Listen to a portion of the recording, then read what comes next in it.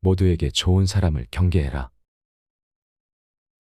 사람마다 고유의 성격과 기질이 있기에 모두에게 인정받기란 불가능하다. 자공이 물었다. 마을 사람들이 모두 그를 좋아하면 어떻습니까? 공자가 말했다. 좋은 사람이라 할 수 없다. 마을 사람들이 모두 그를 미워하면 그 사람은 어떻습니까? 공자가 말했다. 그 역시 좋은 사람이라 할 수 없다. 이는 착한 사람이 그를 좋아하고 착하지 않은 사람이 그를 미워하는 것만 못하다. 사회생활이란 결국 다양한 조직과 모임 속에서 다른 사람과의 관계가 핵심이다. 사람마다 그 사람 고유의 유전자가 있듯 내 주위에 있는 사람 모두가 각자의 성격과 기질을 가지고 있다.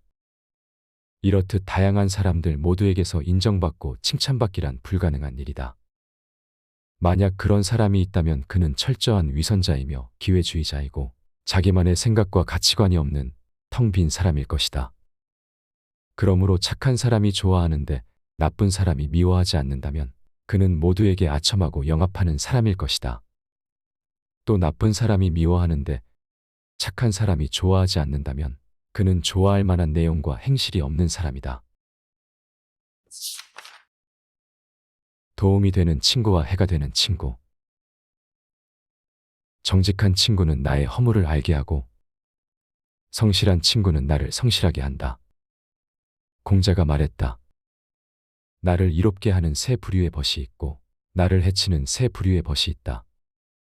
정직한 이와 벗하고 성실한 이와 벗하고 들어서 아는 것이 많아 세상 일에 밝은 사람과 벗하면 나에게 이롭다. 아첨을 잘하는 이와 벗하고 착하지만 줏대가 없는 이와 벗하고 말만 번지르르하게 하는 이와 벗하면 나에게 해가 된다. 정직한 사람과 벗하면 나의 허물을 알게 되고 성실한 사람과 벗하면 나도 더불어 성실해지고 박학한 사람과 벗하면 나도 더불어 명철해진다. 반대로 아첨을 잘하는 사람과 벗하면 나의 허물을 알 길이 없어지고 착하기만 하고 줏대가 없어 남에게 기대기만 하는 사람과 벗하면 결단력 있는 사람이 되지 못한다. 또 말은 잘하지만 정작 실천이 없는 사람과 벗하면 남에게 미움을 받기 십상이다. 이는 친구 관계뿐 아니라 직장 내에서의 선후배 관계 등 다른 인간 관계에서도 마찬가지다. 따라서 친구를 사귀거나 사람을 만날 때도 그 사람이 공자가 말한 6가지 유형 중 어떤 유형에 속하는 사람인지를 판단해 가려 사귀어야 한다. 또한 이 6가지 유형이 내가 친구를 사귐에 있어서 판단 기준도 되지만 내가 어떤 사람이 되어야 하는지에 대한 가르침도 된다. 스스로도 정직하고 성실하고 견문이 넓은 사람이 되어야 한다는 것이 공자의 가르침이다.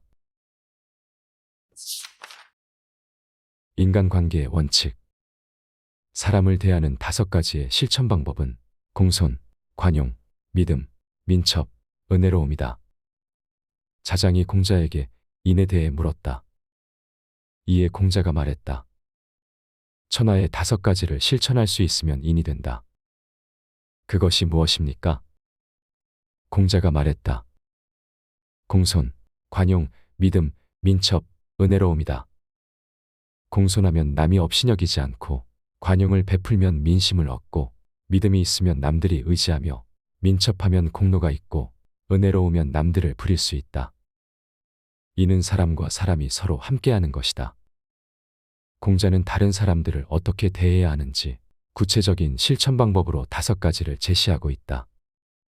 공손은 두 손을 마주 잡은 모양으로 공손한 마음가짐을 뜻한다. 공손한 마음가짐을 지니면 내가 남을 업신여기지 않게 되니 남 또한 나를 업신여기지 않게 된다. 관용은 마음이 넓고 도량이 크다는 뜻으로 타인의 실수나 허물을 관대히 포용하는 마음가짐을 뜻한다. 남이 내 허물을 감싸준다면 당연히 누구나 그 사람을 신뢰하고 따르게 될 것이다. 믿음은 사람 인과 말 언의 합자로 사람의 말에 거짓이 없어 믿음직스럽다는 뜻이다. 나도 믿음직한 사람이 되어야겠지만 남을 믿어주는 것 또한 신이다. 남을 믿는다면 그들이 나를 의지하게 될 것이다. 민첩은 일에 임해서는 남들보다 재빠르게 처리하면 당연히 칭찬과 공로가 있을 것이라는 뜻이다. 은혜로움은 남을 사랑하고 모든 일에 슬기롭게 임한다는 말로 능히 남에게 일을 시킬 수 있다는 뜻이다. 과거, 현재, 미래로 그 사람됨을 파악한다. 한 사람을 알아가는 것은 오랜 시간이 필요한 일이다. 공자가 말했다. 그 의도를 보고 경과를 살피며 그 지향하는 바를 따져보면 사람이 어찌 자신을 숨길 수 있겠는가. 명심보감에 호랑이를 그릴 때 가죽을 그릴 수는 있어도 뼈를 그리기는 어렵고 사람을 알고자 하면 얼굴은 알 수 있어도 마음은 알지 못한다는 말이 있다. 세상살이를 많이 한 사람일수록 사람을 알기란 참 어렵다는 말을 자주 한다. 또 어떤 사람들은 사람은 겪어봐야 안다는 말을 하기도 한다. 여기서 한 발 더 나아가 겪어보되 한 번이 아니라 몇 년에 걸쳐 여러 번 겪어봐야 안다는 말을 하는 사람도 있다. 공자의 말은 겪어보되 그냥 겪어봐서는 안 되고 그가 왜 그렇게 행동하는지 살펴보고 또 그 목적이 무엇이며 추구하는 바가 무엇인지 파악해보면 그 사람의 됨됨이가 드러난다는 것이다. 즉 어떤 사람이 일을 할 때 처음에 어떤 이유로 그 일을 했으며 중도에 어떠한 길을 거쳤으며 결국에는 어떠한 곳에 머물 것인가를 꼼꼼히 살펴봐야 한다는 것이다. 그러므로 한 사람을 안다는 것은 짧은 기간에 할 수 있는 것이 아니라 오랜 시간이 소요되는 일이다. 사랑한다면 고생시켜라. 엄마가 사준 참고서를 보고 골라준 회사를 지원하고 면접 볼 때 엄마가 동행하는 자식은 결국 불행해진다. 공자가 말했다. 내가 누군가를 진심으로 사랑한다면 그를 고생시키지 않을 수 있겠는가? 내가 누군가를 진심으로 대하고 있다면 그를 깨우쳐주지 않을 수 있겠는가? 사랑하는 사람이 편안히 지내고 잘 되기를 바라는 것은 옛날이나 지금이나 인지상정일 것이다. 내 자식이, 내 연인이 고생한다는 소식을 들으면 눈물 흘리지 않을 사람이 어디 있겠는가? 하지만 사랑이란 아픔을 참고 견디는 것이다. 내가 나의 아픔을 다스려 사랑하는 사람을 참고 지켜볼 때 사랑하는 사람이 고생을 통해 더욱 사람다운 사람이 되는 것이다. 그러므로 내 자식을 사랑한다면 고생을 시켜야 하고 내 제자를 사랑한다면 엄격한 채찍질을 아끼지 말아야 하고 내 연인을 사랑한다면 격렬한 비판을 아끼지 말아야 한다. 중은 군주나 국가를 향한 일방적 희생을 의미하지 않고 고든 마음, 진실한 마음을 일컫는다.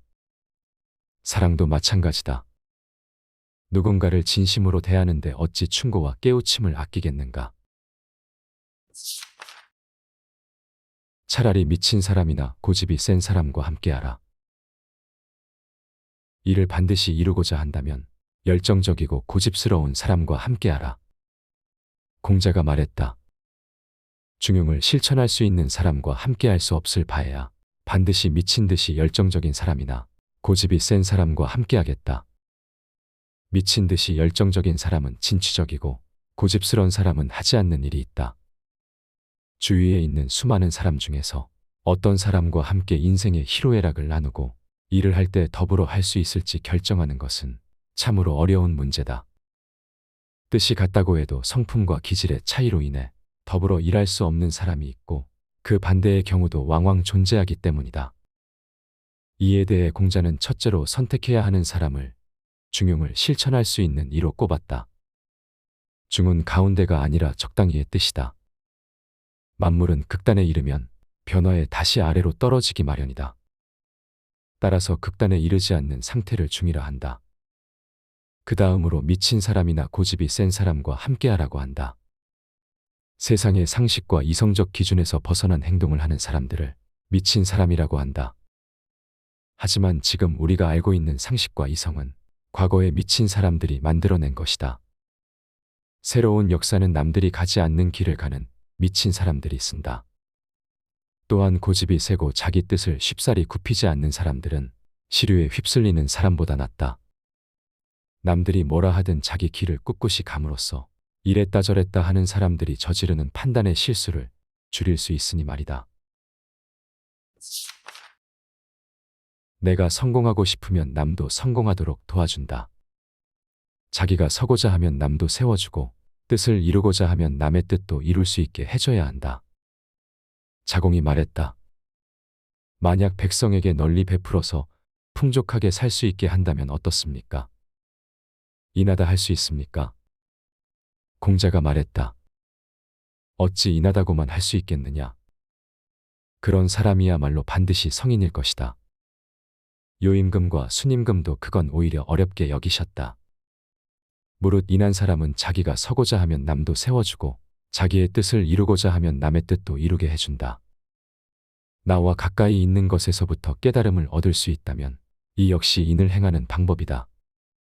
동료나 후배가 자신보다 먼저 승진을 하거나 부귀와 명성을 얻으면 배 아파하고 꼬투리 잡을 만한 것은 없는지 샅샅이 뒤져 험담을 퍼뜨리고 다니는 사람을 주위에서 흔히 볼 수 있다. 하지만 생각해보라. 평소에 내가 가지고 있는 지식과 역량을 주위에 나눠주며 그들이 잘 될 수 있도록 도와준다면 먼저 출세한 동료나 후배가 나를 이끌어주겠는가? 아니면 잘 되는 것을 배 아파한 사람을 도와주겠는가? 물론 그렇다고 해서 나에게 이익이 돌아올 것을 계산해 남을 도와주라는 말은 아니다. 다만 인간 세상의 이치를 설명하고자 간단한 예를 든 것뿐이다. 이익을 생각해 행동하는 것은 인을 행하는 방법이 아니다. 아리스토텔레스가 인간은 사회적 동물이라고 말했지만 굳이 그 말이 아니더라도 우리는 혼자서 이 세상을 살아갈 수 없음을 알고 있다. 가까이는 나를 낳아준 부모가 있기에 내가 존재하는 것이고 친구와 스승과 선배와 후배가 있기에 내가 한 인간으로서 삶을 꾸려나갈 수 있는 것이다. 또 내가 전혀 모르는 사람들이지만 환경미 화원이 없다면 나는 쓰레기가 넘쳐나는 곳에서 살아야 할 것이며 정치 지도자들이 없다면 사회와 국가의 안녕을 바랄 수 없을 것이다. 즉 남이 없다면 나도 없는 것이다. 사람을 극단으로 몰지 마라. 쉽게 흥분하고 경쟁심이 강한 사람은 적절한 충고로 자제시키는 것이 가장 현명하다. 공자가 말했다. 용맹을 좋아하면서 가난을 싫어하면 난을 일으킨다. 어떤 사람이 인하지 않다고 해서 너무 심하게 미워하면 그 사람 역시 난을 일으키게 된다. 사람들 중에는 능력 있고 승부욕이 강해 경기나 경쟁에서 패배했을 때 스스로를 이기지 못해 화를 내거나 툭하면 아무 이유 없이 주위 사람들에게 시비를 걸고 흥분해서 싸움을 일으키는 자들이 있다. 이런 사람일수록 주위 사람들이 가까이 하기를 꺼리기 마련이다. 물론 승부욕이 강한 사람이 있다면 경기나 경쟁에서 이길 확률이 높아질 것이다. 하지만 그만큼 그의 비위를 맞춰주어야 하기 때문에 사람들이 다가서지 않는 것이다. 그렇다고 해서 이런 사람들을 지나치게 미워하고 무리해서 따돌리면 안 된다. 왜냐하면 그가 그것에 더욱 흥분해 분란을 일으킬 수 있기 때문이다. 이런 사람들은 배척하고 극단으로 몰아가기보다 사람들이 그를 왜 꺼리는지 적절한 충고를 해줘야 한다. 또한 그의 승부욕을 자제시키는 것이 가장 현명한 방법일 것이다. 사람을 지나치게 미워하지 말라는 공자의 경고는 나와 생각이 다르고 피부색이 다르고 고향 등이 다르다는 이유로 편 가르기를 하고 그것도 모자라 서로 비난하고 싸우기 일수인 사람들이 가슴속에 새겨야 할 금원이다. 남이 나의 잘못을 지적하면 오히려 기뻐하라. 잘못을 지적당하고 변명으로 일관하기보다 솔직하게 인정할 줄 알아야 한다. 공자가 말했다. 나는 행복한 사람이다. 내가 잘못을 저지르면 사람들이 반드시 지적해 주는구나. 내가 미처 깨닫지 못한 잘못을 지적받으면 공자처럼 나는 행복한 사람이다 라고 말할 수 있을까? 그것도 제자나 아랫사람이 그 잘못을 이야기했는데도 말이다. 그런 점에서 잘못을 지적당하고 변명으로 일관하기보다 솔직하게 인정하고 오히려 기뻐한 공자는 참으로 위대한 사람이다. 공자와는 다르게 우리 사회에서는 학식과 지혜가 높은 사람일수록 자신의 잘못을 인정하지 않으려 한다. 아니 처음부터 자신의 잘못을 알고 있으면서도 그 잘못을 덮기 위해 더 큰 잘못을 저지르다 결국 패가망신하는 길로 가는 것이 요즘 많이 배웠다는 사람들의 꼬락선이다. 성인은 없다. 성인은 사람들이 끊임없이 그리워하고 갈구하는 유토피아와 같은 존재일 뿐이다. 육아에서는 공자를 성인으로 추앙하지만 공자도 잘못을 저지르는 인간에 불과하다. 자신이 완전 무결한 인간이라고 착각하는 사람들은 잘못을 지적당하면 기뻐하는 공자와 같은 솔직한 태도를 본받아야 할 것이다. 나에게 유익한 세 가지와 해가 되는 세 가지. 나에게 유익한 것과 해가 되는 것을 본다면 내가 지금 어떤 길을 걷고 있는지 분명히 보일 것이다. 공자가 말했다. 좋아하면 유익한 세 가지가 있고 좋아하면 해가 되는 세 가지가 있다.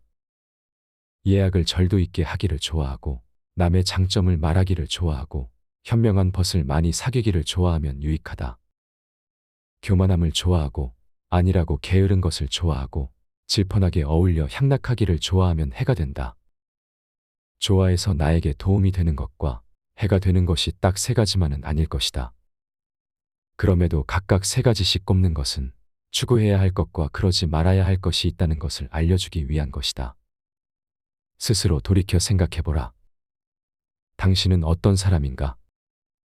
무엇을 좋아하고 무엇을 싫어하는가? 남의 장점보다는 단점을 말하기를 좋아하지 않는가? 스스로를 낮춰 겸손하기보다는 잘난 척하고 뽐내기를 좋아하지는 않는가?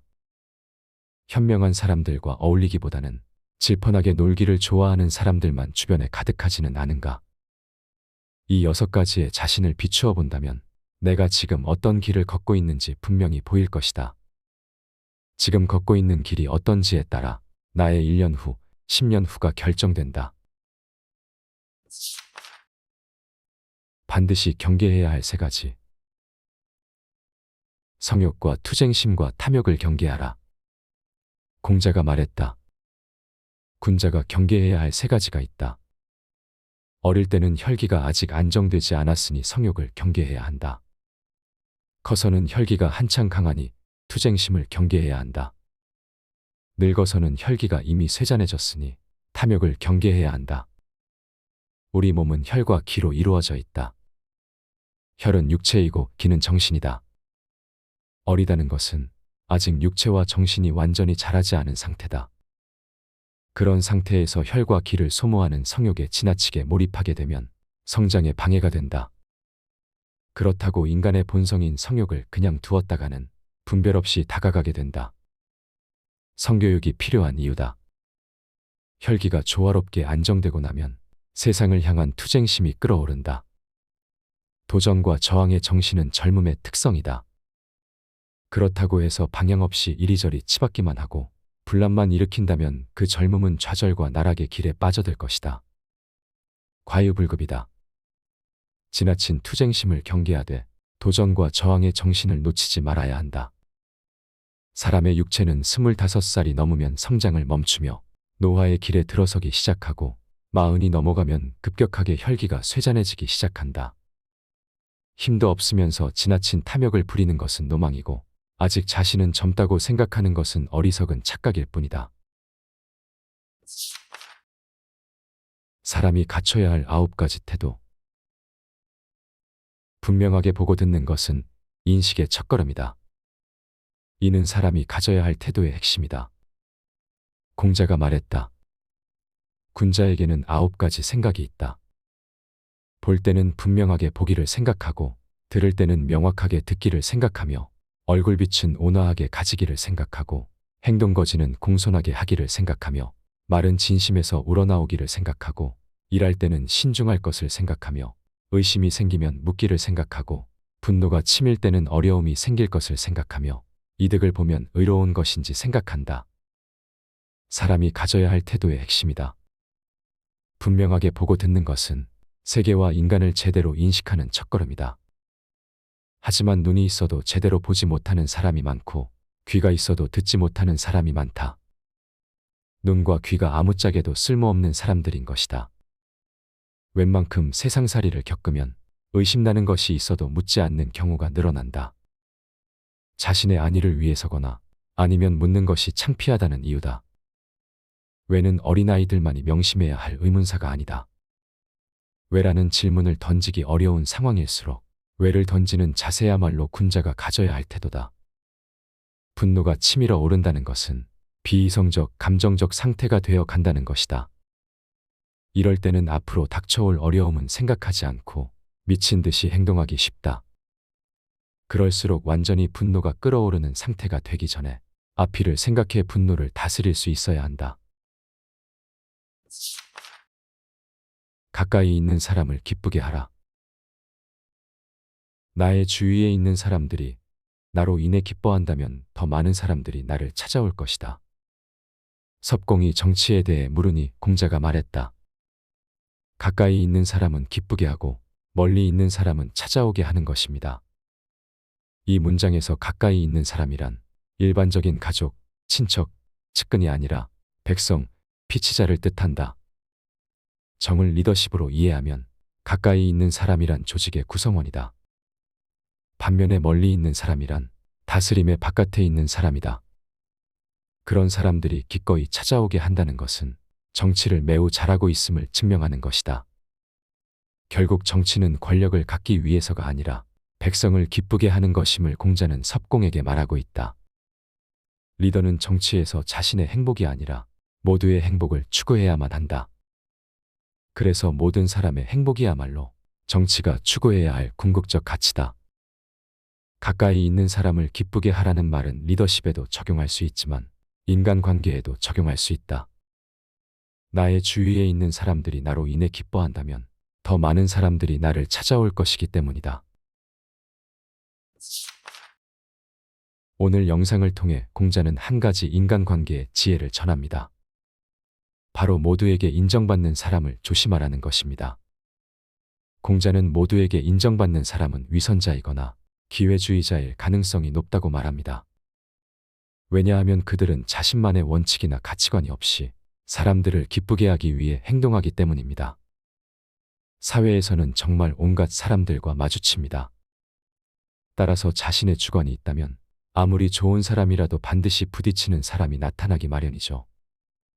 그런데 모두에게 좋은 사람이라고 칭찬을 듣는 사람이 있다면 이 사람은 자신의 주관이 없거나 혹은 주관을 숨기고 있을 가능성이 높습니다.